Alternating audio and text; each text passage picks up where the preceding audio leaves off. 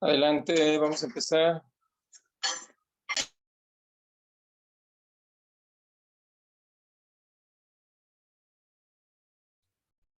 Hola, buenas noches. Pues yo soy Jessica Blanco, residente segundo año de geriatría en HGR1. El día de hoy vamos a hablar de las miopatías inflamatorias. Ay, ya se trabó esto. Bueno. En cuanto al contenido, vamos a ver la definición, epidemiología, los antecedentes de cómo surge todo esto de la evolución de las definiciones, las presentaciones clínicas, la clasificación, las estrategias diagnósticas, los instrumentos de evaluación que tenemos y algo de tratamiento. Entonces, para empezar, pues las miopatías inflamatorias van a ser un grupo heterogéneo de enfermedades musculares que tienen una rara ocurrencia y se van a caracterizar por una inflamación del tejido muscular. Esta puede ser de forma aislada o generalmente en un contexto de una afección sistémica. Puede ser por una causa conocida o una causa idiopática, que es lo que conocemos como miopatías inflamatorias idiopáticas. Entonces, como les comentaba, generalmente van a ser, estas idiopáticas van a estar inmunomediadas y suelen tener el contexto de una afección multisistémica. Generalmente va a ser asociada a enfermedades autoinmunes, algún síndrome paraneoplásico, o puede también relacionarse con el uso de medicamentos miotóxicos. Aquí en esta tablita les pongo un poquito de las causas infecciosas. Y pues vamos a seguirle. En cuanto a epidemiología, tenemos que tienen una incidencia de 11 casos por millón de habitantes al año y una prevalencia de 14 por cada 100.000 habitantes. A excepción de de la miopatía juvenil, es más común en adultos de 45 a 60 años y generalmente más en mujeres en una proporción de 2:1, a excepción de la miopatía por cuerpos de inclusión, la cual va a ser más común en hombres con una relación de 3:1. Y la miopatía más frecuente en mayores de 50 años es la de cuerpos de inclusión, con una prevalencia ajustada por edad de 50.1 y 70 casos por millón. En cuanto a los antecedentes, esto de las miopatías inflamatorias fueron descritas por primera vez por Bohan y Pipe en el año de 1975. Ellos lo empezaron a clasificar como polimiositis, dermatomiositis, polimiositis o dermatomiositis asociado a neoplasia, asociado en infancia a vasculitis o bien alguna enfermedad de la colágena o enfermedades vasculares. Después vienen, en cuanto a la evolución, en 1991 hacen una nueva clasificación, lo que eran Dallacas y colaboradores, en la cual tomaban en cuenta los cambios histopatológicos, pero estaba basado más que nada en opinión de expertos y lo clasificaba ya como dermatomiositis, polimiositis y cuerpos de inclusión. Para 1997, Targov y colaboradores empiezan a describir que existían anticuerpos específicos y que se podía hacer una valoración por auxiliándose de resonancia magnética. En el 2004 salen los criterios del European Neuromuscular Center, que va a hablar de criterios basados en hallazgos de resonancia, en los anticuerpos específicos y la inmunistoquímica, y aquí ya empieza a diferenciar la dermatomiositis y polimiositis con inmunistoquímica, que eran con complejo mayor histocompatibilidad y el complejo de ataque a la membrana. Entonces, en estos criterios ya hacen una nueva diferenciación, que es la miopatía necrotizante inmunomediada y la dermatomiositis amiopática. Entonces, sin embargo, estos criterios pues no fueron tan validados a gran escala y en el 2017 sale la EULAR y también empiezan a hablar de los criterios como una clasificación de enfermedad definitiva, probable y posible, basado en scores de probabilidad. Y por último, en el 2018, Miriam Pillay y colaboradores desarrollan un nuevo sistema de clasificación en la cual ya ven hallazgos clínicos y también aquí lo más importante pues son los anticuerpos específicos. Y vamos a clasificarlo, o como ya lo clasificaríamos las miopatías inflamatorias, en primero miositis por cuerpos de inclusión, en la miopatía necrotizante inmunomediada, la cual se va a caracterizar principalmente por elevación de enzimas musculares, necrosis y los anti-SR o antihidroximetilglutaril enzima-renotasa. Entonces, viene también después la dermatomiositis, que se caracteriza, como ya sabemos, por el rash y los anti-MI o anti-MDA5, y el síndrome antisintetasa con los anticuerpos antisintetasa, que son los anti-HO o anti-PL7. Ahorita más adelante voy a hablar más de cada una de ellas, pero aquí lo que ya hace interesante es que el término de polimiositis no lo presentan ya como un subgrupo, por lo mismo de que no tenía algún anticuerpo específico para ello. Entonces, en general, de todas las miopatías inflamatorias se van a caracterizar por una debilidad. Esta debilidad va a ser proximal a nivel de cintura escapular y cintura pélvica y va a ser simétrica. Esto nosotros nos lo van a manifestar como una dificultad para realizar tareas cotidianas, por ejemplo, cuando levantan los brazos al peinarse o al maquillarse, no poder levantarse de la silla, dificultad para caminar o subir escaleras, no van a poder levantar cosas pesadas o a veces también, ya en otros casos, no van a poder realizar tareas que involucren musculatura distal, como por ejemplo manipular las llaves o caminar de puntas o talones. También puede haber afección de músculos respiratorios, la cual se va a manifestar por insuficiencia respiratoria o bien cuando tengamos compromiso a nivel vulvar con disfagia, disartria, voz nasal, o también se pueden manifestar con un compromiso del estado general que van a presentar fatiga, mialgias, artralgias, fenómeno de Raynaud, o bien ya datos de una respuesta de afección multiorgánica como una baja de peso o fiebre.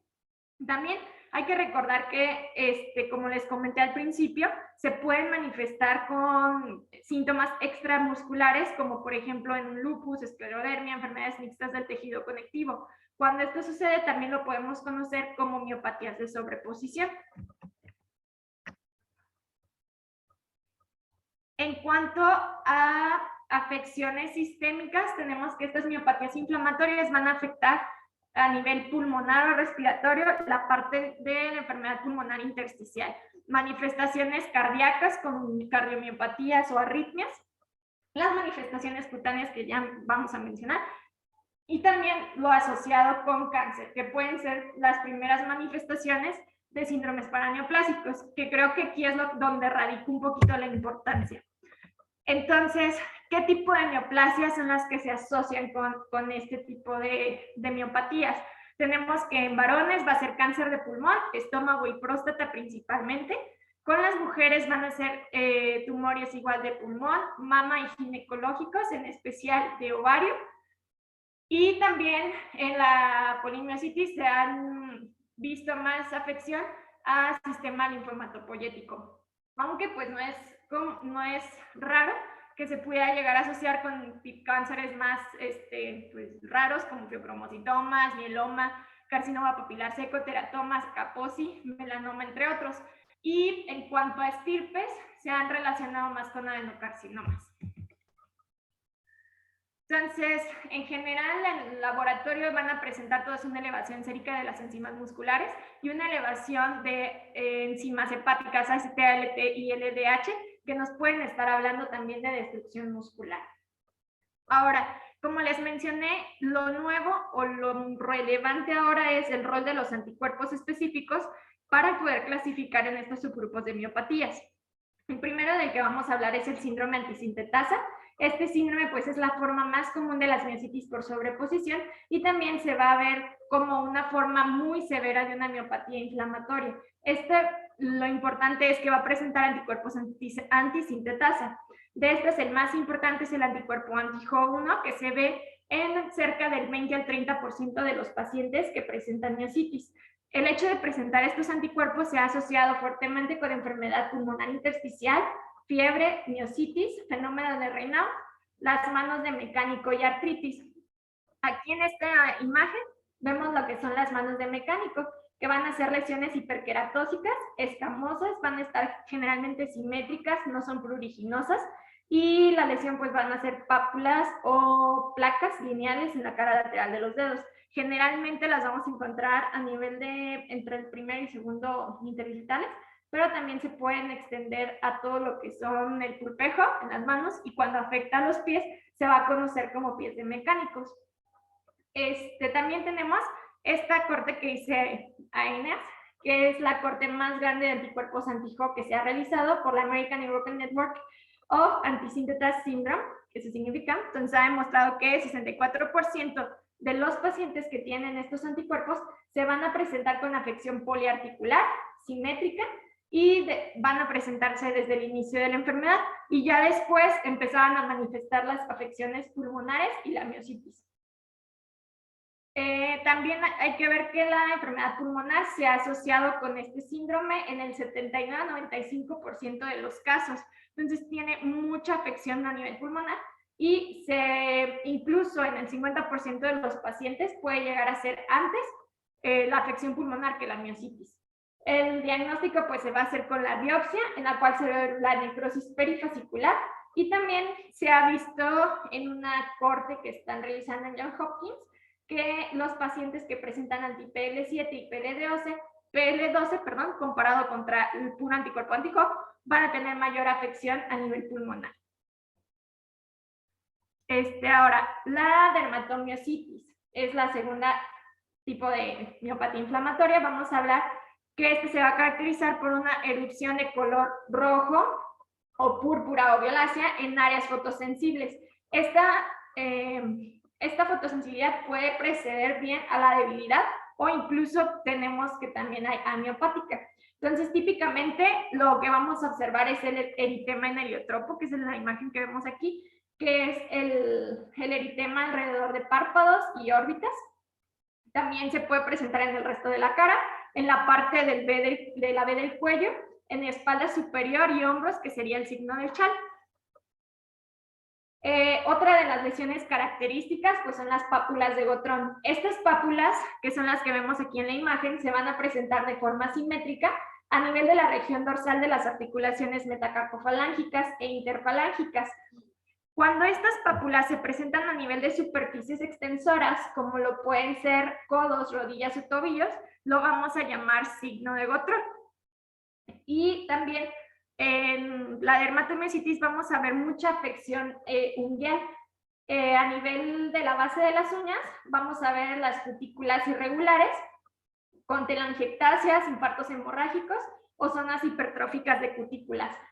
Y pues también, como todas las miopatías inflamatorias, va a presentar su debilidad muscular.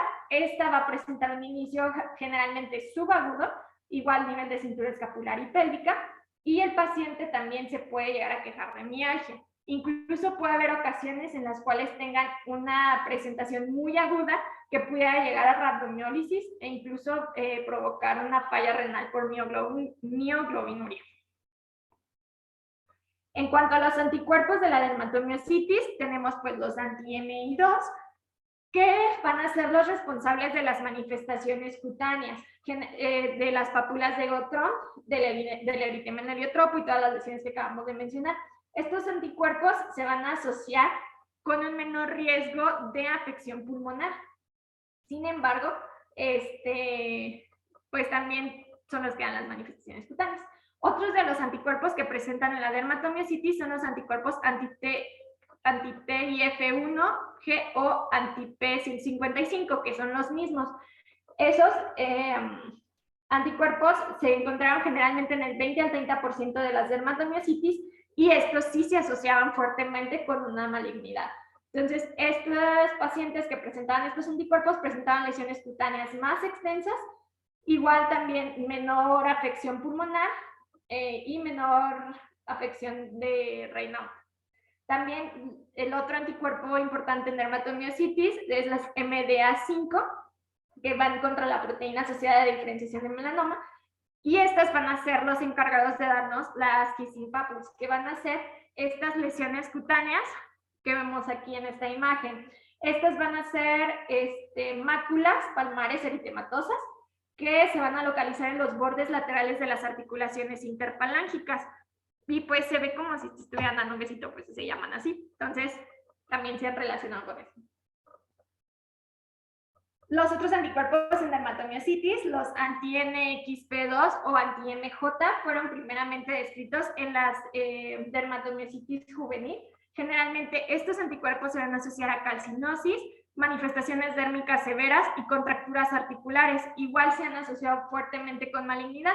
Y por último, de dermatomiositis, los Small Molecule Like Modifier Activating Enzyme, que van a hablar de afección muscular y dérmica, y también estos se van a relacionar fuertemente con cáncer.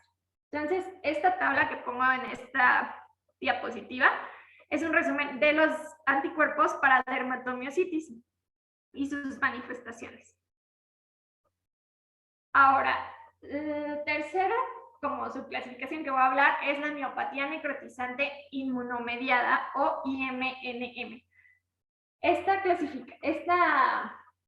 pues su clasificación va a representar el 19% de las miopatías inflamatorias idiopáticas y va a ser la forma más frecuente en adultos también. Tiende a tener un inicio agudo y severo y va a tener una máxima expresión en días o semanas. Generalmente puede presentarse de una forma subaguda, pero en un lapso de meses, pero es lo menos común. Esta afección va a presentar elevación muy marcada de enzimas musculares y se va a caracterizar por los anticuerpos, bueno, era lo que antes se conocía o sospechaban que se pudiera relacionar con tóxicos, con algún tóxico como medicamentos. Sin embargo, se ha demostrado recientemente que hay dos anticuerpos que están presentes, que son los anti-SRP y los anti-hidroximetilglutaricoenzima reductasa. Los anti-SRP o anticuerpos anti-signal recognition particle van a representar el 5% de los pacientes con miositis con enfermedad severa. Y generalmente lo que decimos, se van a presentar con elevación muy marcada de enzimas musculares, disfagia, debilidad proximal severa, y generalmente estos pacientes van a responder muy mal a la terapia inmunosupresora y van a tender a ser refractarios.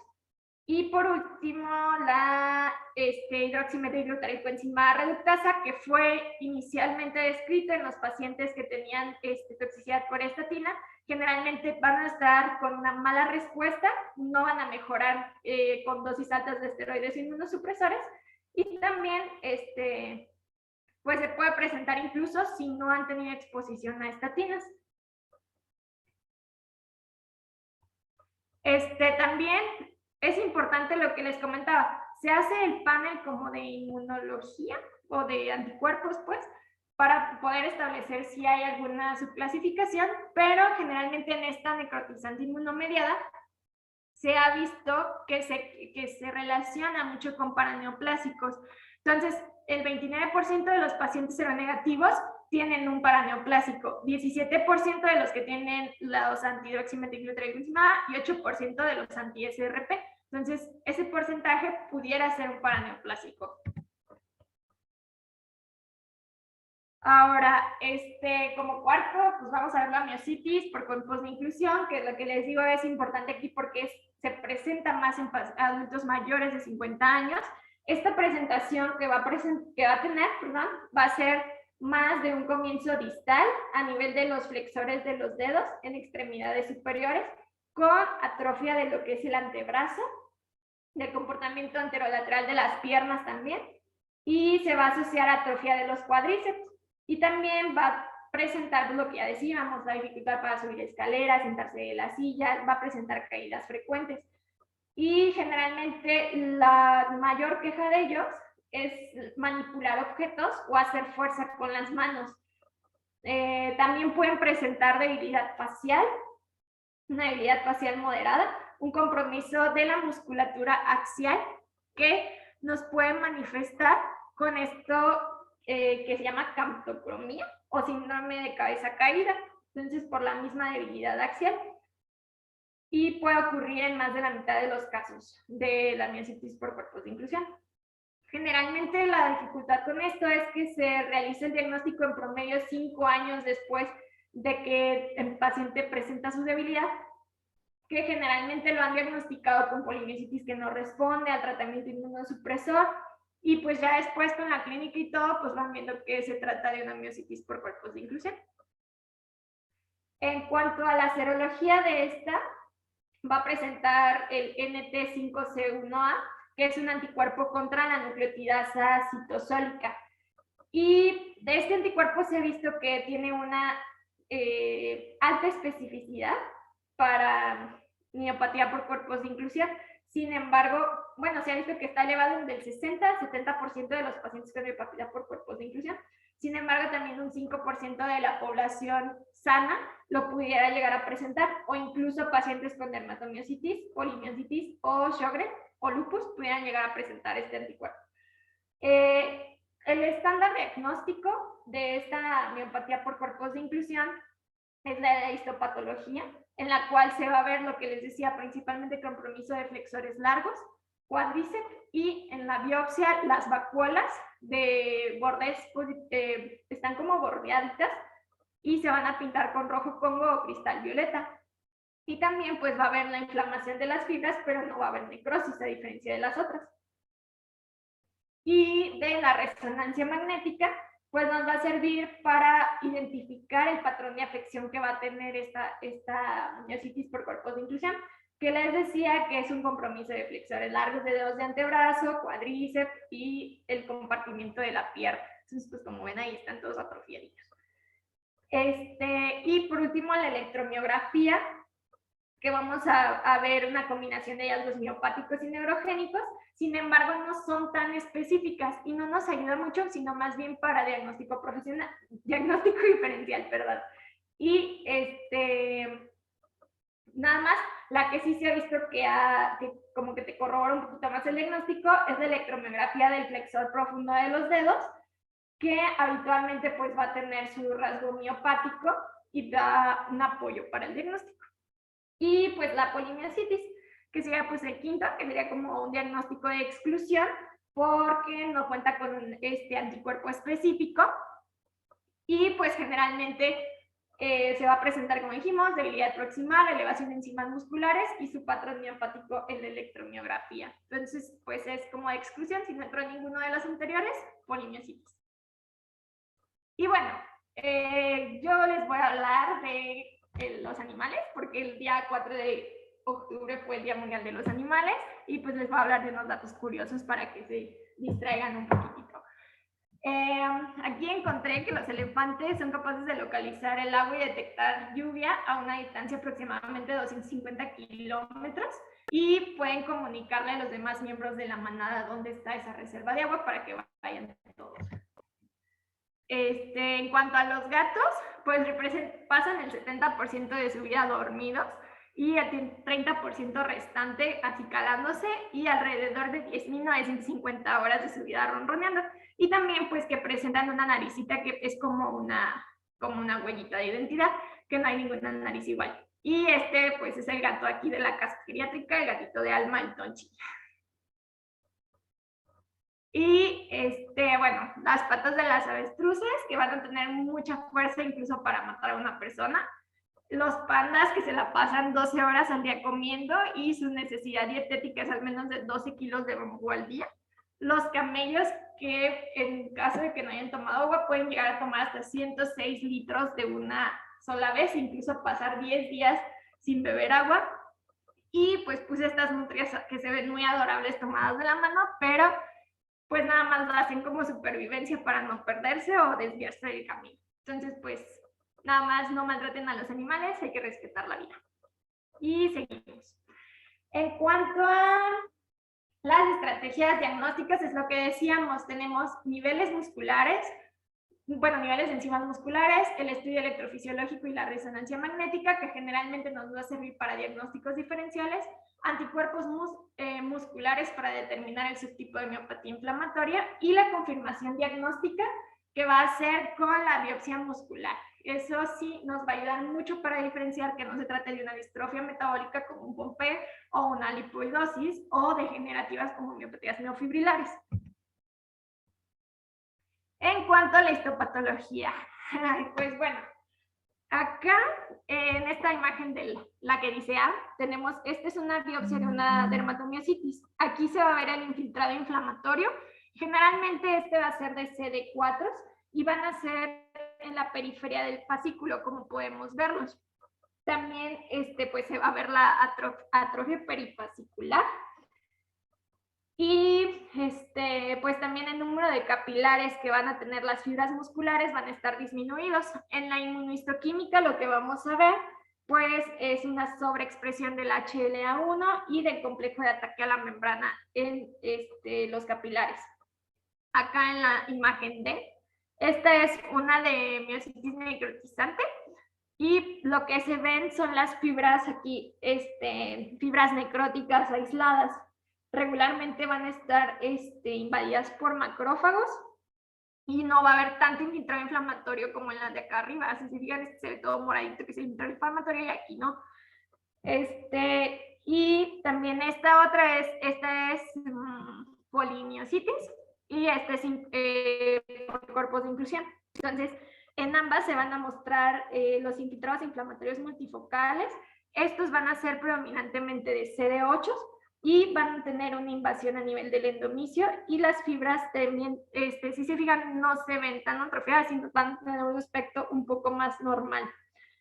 Y la expresión del HLA1 generalmente va a estar aumentada, pero no así el complejo de ataque a la membrana. En cuanto a la electromiografía, pues es lo que les mencionaba, para diagnósticos diferenciales generalmente pueden ser normales estas electromiografías.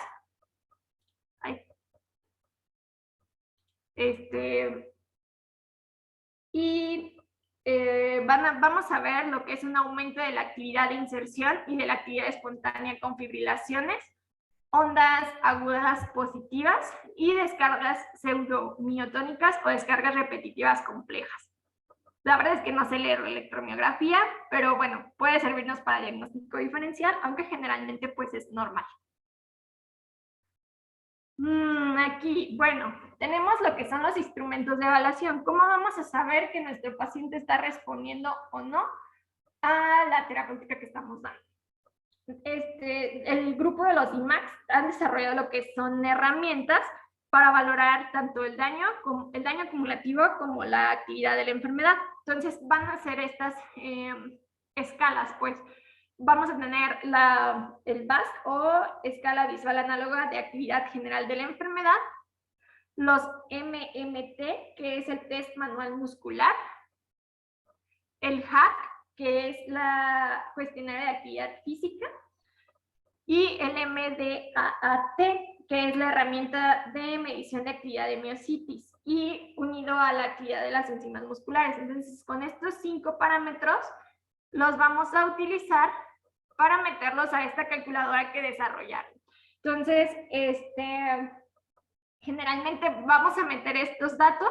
Aquí vienen los puntajes de esos cuestionarios, de la actividad física, el MMT, del HAC y de actividad extraarticular.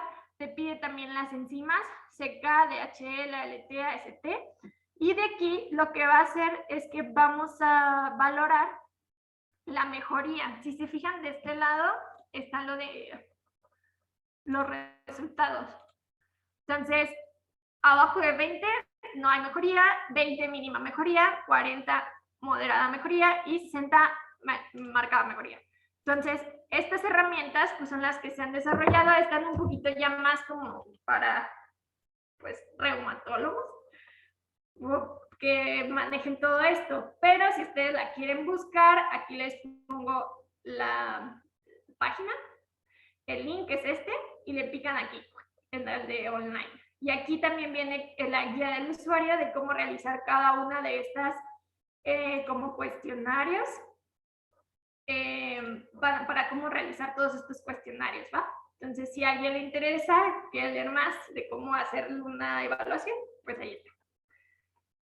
Y ahora también tenemos estos otros instrumentos de evaluación, que tenemos el MDI, que es el Myositis Damage Index, que nos va a hablar para actividad cutánea en dermatomiositis y polimiositis, el CDASI, que nos va a hablar sobre actividad cutánea para dermatomiositis, y el Skindex 29, que nos va a hablar sobre calidad de vida, igual para afección cutánea.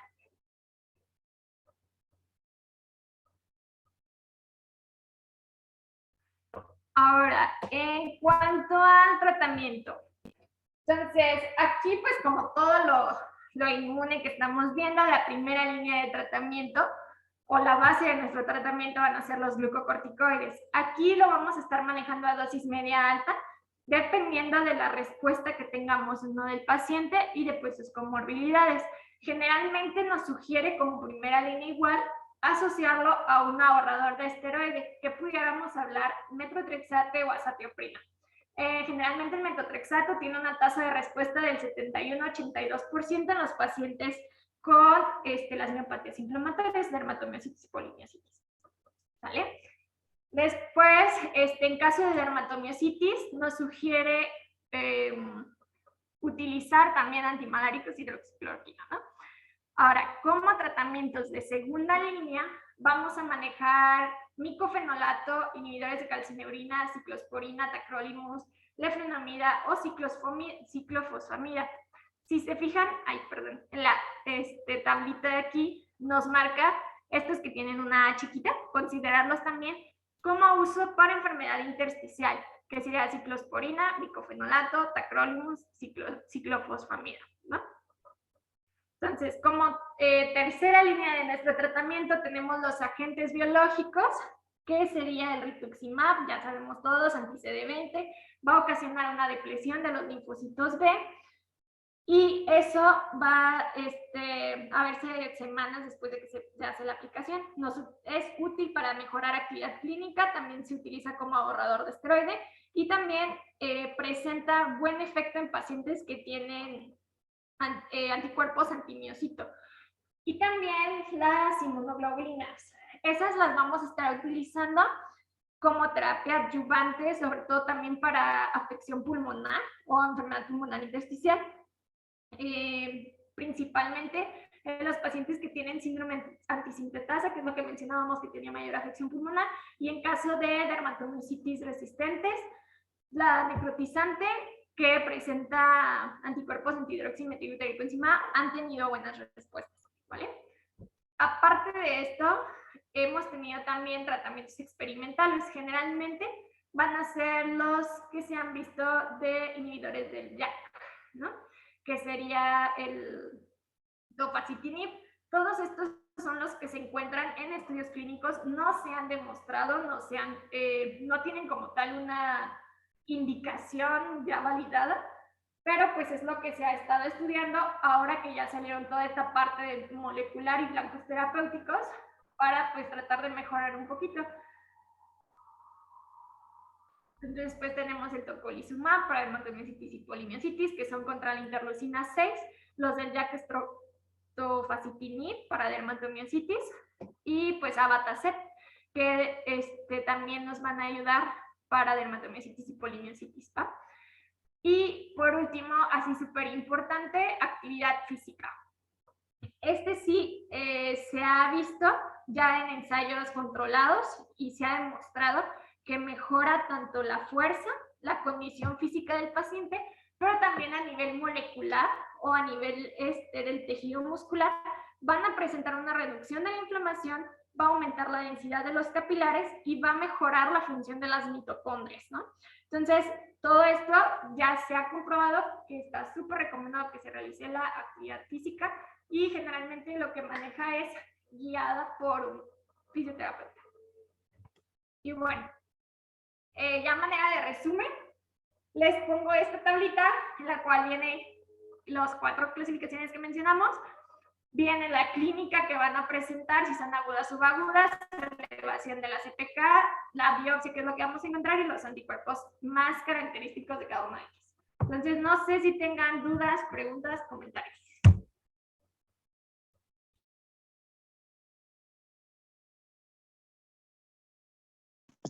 Yo tengo una duda, doctora. ¿Hay un esquema, o sea, específico para iniciar el esteroide? No sé, que vaya aumentando, que disminuya, que sea pausado, sobre todo por los efectos secundarios y eso. O...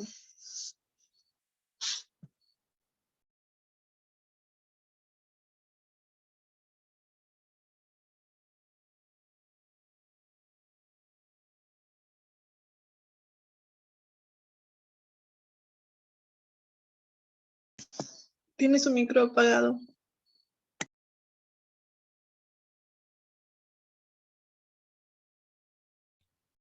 Ay, perdón. No, te menciono que no lo traigo así como tal específico, solamente pues lo manejábamos como dosis media o alta. Generalmente pues hay esquemas ya establecidos de cómo aumentar, cómo reducir esteroides. Y pues es prácticamente como lo hemos visto en todas las clases ahorita de reuma. Te lo debo específicamente, pero pues luego se los paso. Gracias.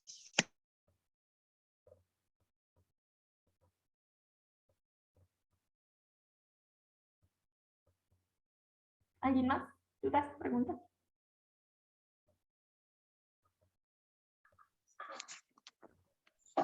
Buenas noches, doctora. ¿Podría usted poner el cuadrito donde están los cuerpos que dijo? Es que lo pasó, pero Vale, sí tengo muchos. el que decía específicos, creo que era de la miositis. ¿Los de la dermatomiositis? Ajá, los de la dermatomiositis, ándale. Ah, ok, ajá. A ver que le tome captura. Gracias. Gracias. Les paso el artículo. De hecho, es un artículo del 2020 de la de reumatología, donde está la mayoría, es de esos. Si quieren, ahorita se los envío. Gracias. De nada. Muy bien, no sé si alguien quisiera preguntarle algo, hacer algún comentario a Jessie. Nada más, doctora Jessie, una pregunta. ¿Qué ejercicios están recomendados? Esa parte se podría enfocar un poco más. Sí, generalmente pues son ejercicios para musculatura de lo que mencionábamos, proximales, de cintura escapular, pélvica, a nivel de cuádriceps, todo lo que es fortalecimiento y eso. Pero sí hay, incluso si lo buscan, vienen como las imágenes de cómo realizarlo, que levanten las manitas y así, pero ya no Son lo como buscan más porque pensé que no ejercicios íbamos a- aeróbicos entonces. ¿Mandé? Son más como ejercicios aeróbicos. No, o sea, son ejercicios para fortalecimiento, o sea, más bien Ok, ok. isométricos, creo que les dicen isométricos. Son de resistencia, inicialmente isométricos y posteriormente, dependiendo del avance del paciente, pueden llegar a mantener peso. Lo que se trata es de forzar a que hagan más musculatura. Lo aeróbico no te generaría musculatura de fibras rojas, perdón, de fibras blancas, puras fibras rojas, o sea, de velocidad del movimiento. Y aquí lo que queremos es que recupere masa para que recupere su control, ¿verdad? Ok, perfecto. Muchas gracias. No sé si Ujú. viste como esta imagen aquí donde se ven todos atrofiados. Sí.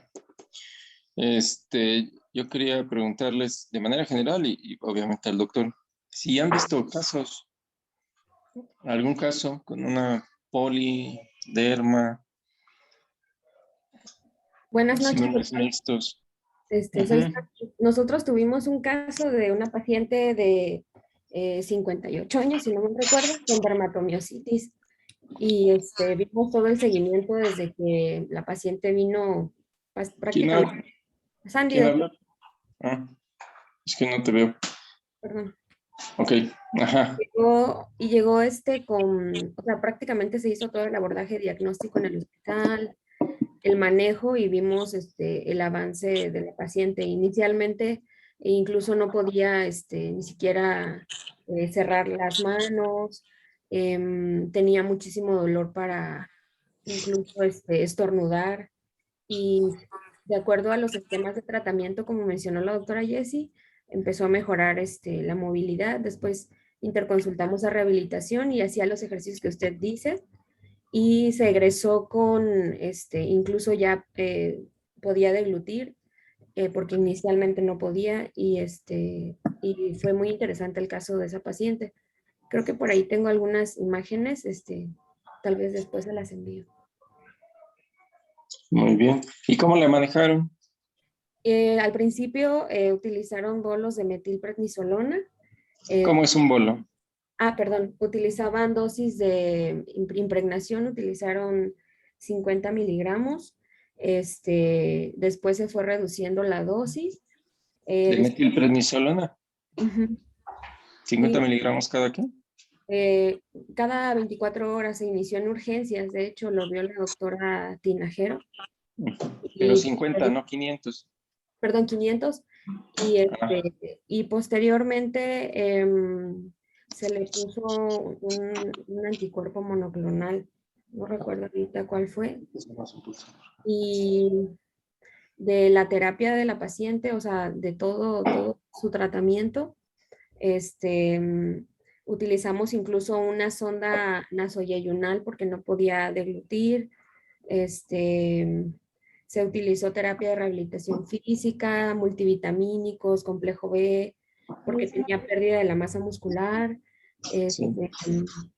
Y al final cuando se egresó, la paciente pues ya un poco más funcional. Yo la vi hace poco en la clínica 13, en la consulta externa. ¿Cuántos días aproximadamente en hospital? Estuvo 35 días, creo, más o menos. Ok. Sí. Bueno, perdón que haya insistido un poquito en cómo, porque eso es importante que lo tengan presente. Una dosis menor de 250 miligramos al día de metilprednisolona no se puede considerar un pulso, ¿sí? Los pulsos pueden ser de 500 o de 1 gramo, dependiendo, y se calcula también a veces por peso. A veces porque si el cuadro es muy severo y ya vimos que tiene mucha sarcopenia, de todos modos se le tiene que dar, porque lo que necesitamos es apagar rápido esa actividad inmunológica que nos está haciendo tanta destrucción, ¿verdad? Y posterior a los pulsos, habitualmente se les calcula las dosis del esteroide que le vayan a dejar.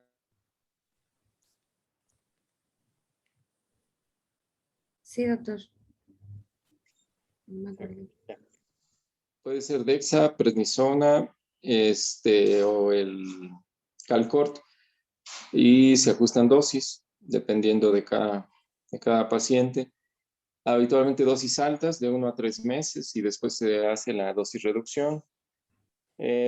Sí, a pesar de dosis altas, vemos que al tercer mes no ha respondido, entonces es cuando tienen que hacer una combinación terapéutica y obviamente hacerle todos el muestreo de anticuerpos, que cuando yo estudiaba esto eran como 5 o 6 y ahora ya es un chorronal.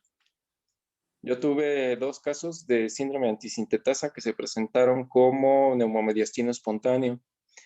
Las 2 eran pacientes jóvenes, una de 30, otro de 40, ambas mujeres. Y era muy interesante porque se quejaban de algo de debilidad muscular y de repente, ¡pum!, disnea y encontraron el neumomediastino, un rollazo, ya sabrán, para resolverlo. Y a resumidas cuentas se les hicieron los anticuerpos porque se le encontraron enzimas musculares elevadas y salió un síndrome antisintetasa. Fue muy interesante, un par de casos que tuvimos ahí en la raza.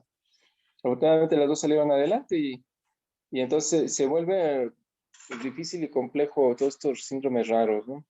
Y yo creo que enfocarnos a adulto mayor, con lo que ya nos había platicado Jesse, es lo más importante, lo más interesante, porque otros casos van a ser un poco difíciles que los lleguemos a ver. Habitualmente van a buscar ayuda por otras causas y por descartes porque se llegan a documentar, ¿sí?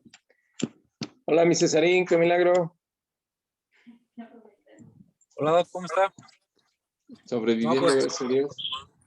sí, no, pues muy bien la clase, Doc, y efectivamente, no, bueno, a mí son pocos los casos que me ha tocado ver, y generalmente los que he visto ya con diagnóstico de dermatomiositis, que son aproximadamente entre 2 y 3, pero ya con diagnóstico, y bueno, como bien comentaba aquí Jessy, la piedra angular para el tratamiento, pues siguen siendo ahí los esteroides, ¿no? Y bueno, el esteroide siempre en estas patologías, algo importante es que se recomienda darlo en dosis matutina, aquí por la secreción de la adenocorticotropa. Por eso se recomienda en la mañana.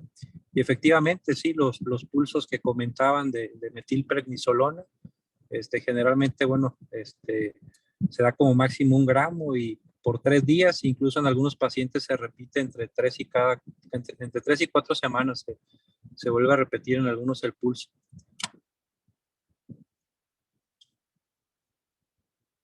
Así es, mi Cesarín, muy bien. Doctor Lascano, ¿todavía anda por aquí?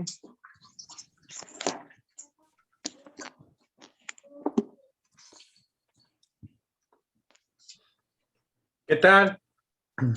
¿Qué dice? ¿Qué le parece? ¿Alguna pregunta, comentario, doctor?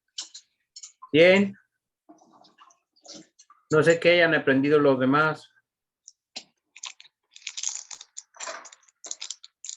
¿Cómo se sienten?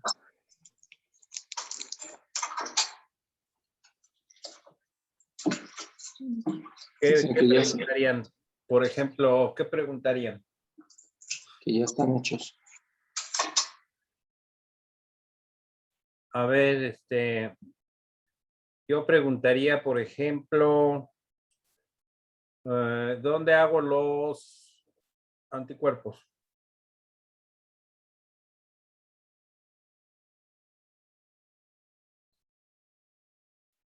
Y Jessica tiene su micrófono apagado. A ver, Jessie. Pon los anticuerpos.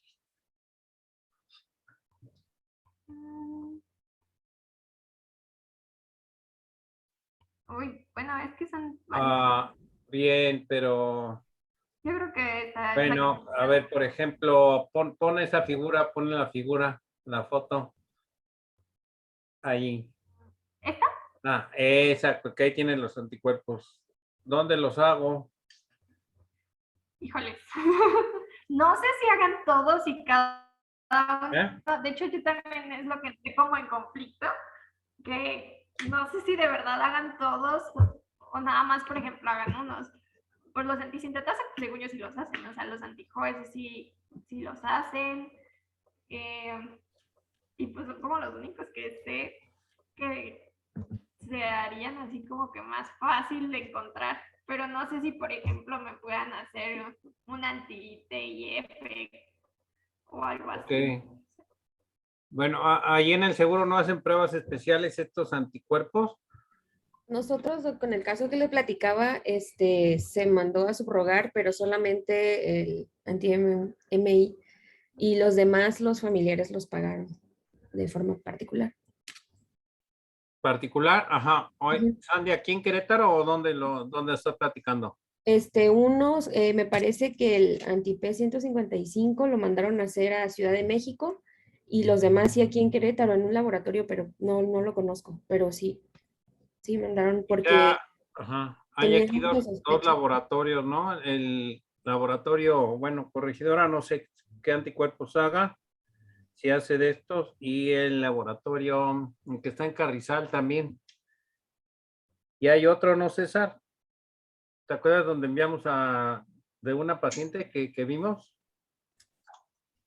Sí, bueno, el corregidora sí, es el que pues tiene la mayoría, incluso tiene convenios ahí en varias partes ahí, pero también Goca y luego tiene también anticuerpos. Ah, y el de Carrizal, ¿no? También, ¿cómo se llama cómo se llama el de Carrizal? Juan Carlos. ¿El Bimodi o cuál? No. De Carrizal. ¿Dónde hacen las densitometrías? ¿Dónde está el doctor Ruiz? ¿El doctor Ruiz? ¿No? ¿O me estoy confundiendo? Maybe. No sé. Yo lo que sé que los hace es el Bimodi. Ahorita, a ver, déjeme. Ahí está en Carrizal también, ¿no? Sí, es que tenía ahí una sede y el otro que está ahí por la... Sí, es el biomédico de Querétaro. Bimodi. Ok. Laboratorio biomédico de Querétaro. Ajá. Cerrada de Carrizal 28. Más o menos. ¿Yo? Ajá. ¿Te acuerdas cuánto cuestan? No, realmente no. Yo creo que hace mucho que no los pido. ¿Tú, César, te acuerdas? Que nos cuestan como 2,000 cada uno, o 1,500, algo así. Sí, fíjese que no recuerdo. Ajá. Pero son caros, ¿no? Sí. Caros. Bien. Ajá. De la otra pregunta que yo tendría es, ¿qué anticuerpo pido? Esa es una buena pregunta, porque hay tantos. Pues. ¿Ya? Ya nos están corriendo porque suena un reloj.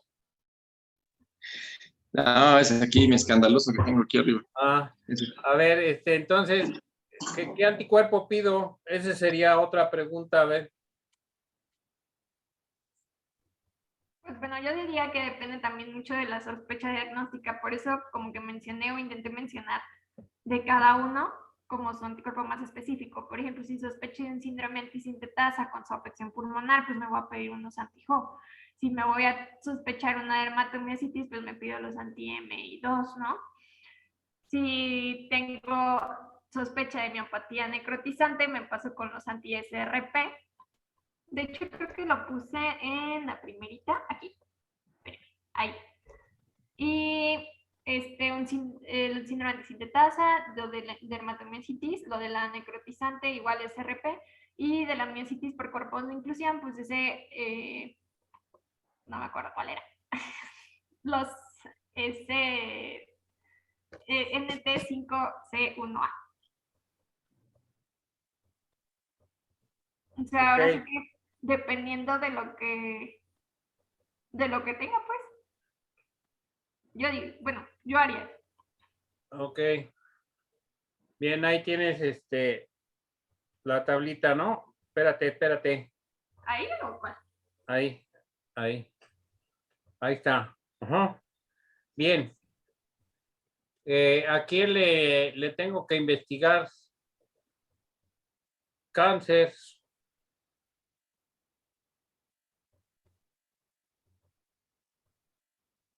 Buscarle algún tumor para suponer que pudiera ser un síndrome paraneoplásico. Pues en general lo que leí es que venía como a todos y nada más, sobre todo en los primeros 3 años, estarlo vigilando. En los primeros 3 años del diagnóstico estar haciendo vigilancia de que no pudieras tener uno de los, pues como de las principales afecciones.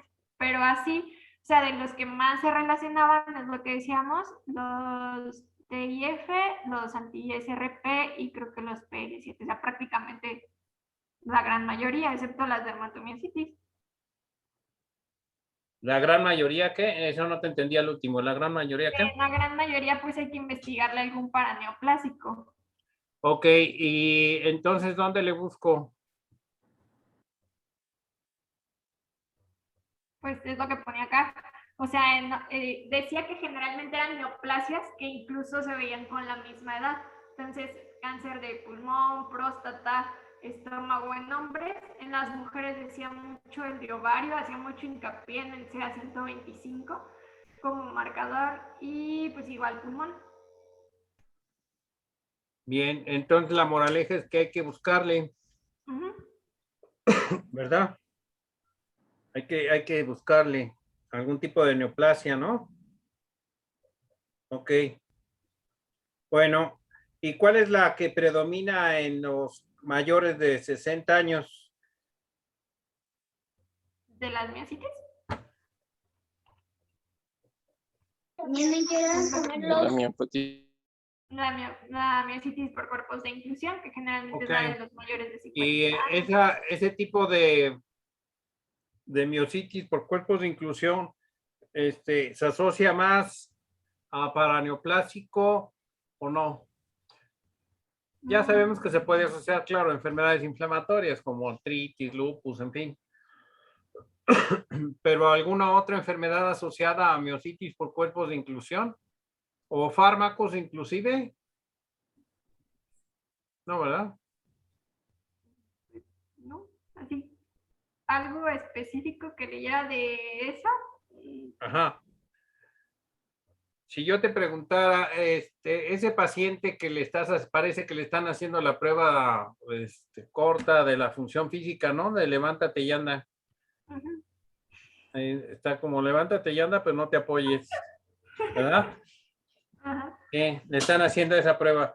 Entonces, si yo lo viera y me preguntaba el familiar, oiga, ¿y qué le parece? ¿Cómo ve el pronóstico? Pues generalmente lo que decía es que sus pronósticos eran malos, en especial de la necrotizante, pues, pero pues prácticamente es igual al esteroide. ¿Usted cree que se va a quedar sin moverse? ¿Que las articulaciones se le van a pegar? ¿Que no va a poder mover las articulaciones bien? ¿Que va a poder comer por sí solo, bañarse, vestirse?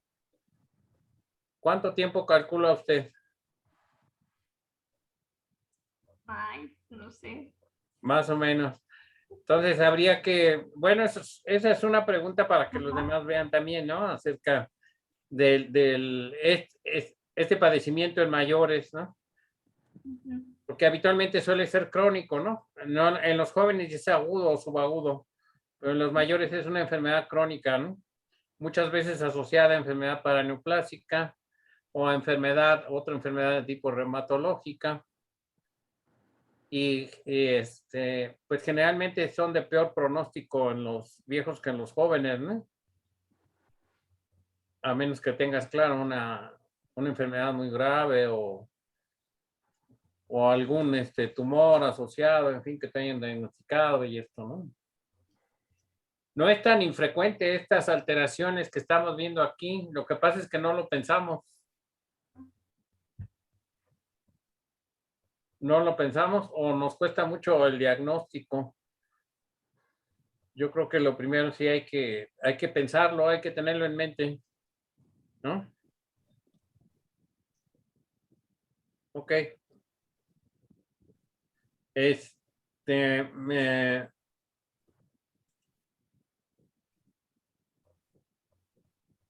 A los que solicito la rúbrica, nada más me manda uno, los otros no me mandan. Ya lo volví a mandar la rúbrica por este chat para que todos la tengan, ¿sí? Para que luego no me estén echando la culpa de las rúbricas. Compartan, compartan. ¿De acuerdo? Muy bien. Ok, bueno, pues muchas gracias. Gracias a todos, nos vemos mañana.